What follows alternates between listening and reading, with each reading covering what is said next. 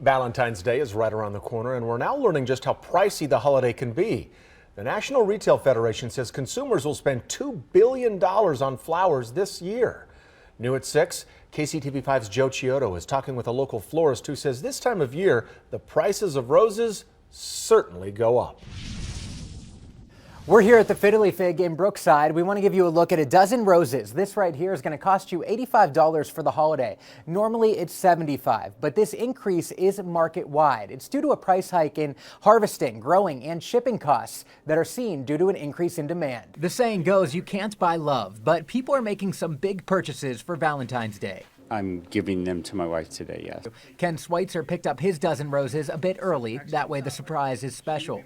But customers buying may not love the cost. Prices increase because more planes are needed to ship them to the U.S. and more trucks are needed to deliver the flowers to each store.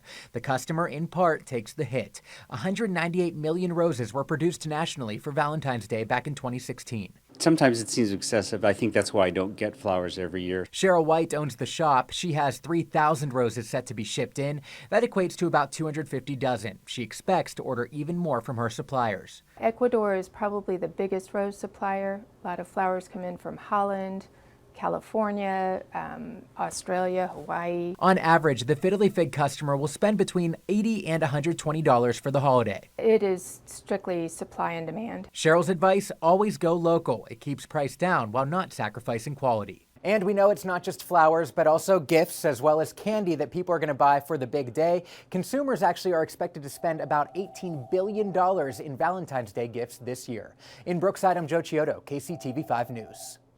18 billion? It's a lot of money. It's a lot of love. Yeah, We're it is. looking for love anyway. As much money as we spend on those flowers, we don't always get what we pay for. Monday night, we find out who delivers the best, who to avoid, and what to do if your florist fails the flower test. That's all new Monday at 10.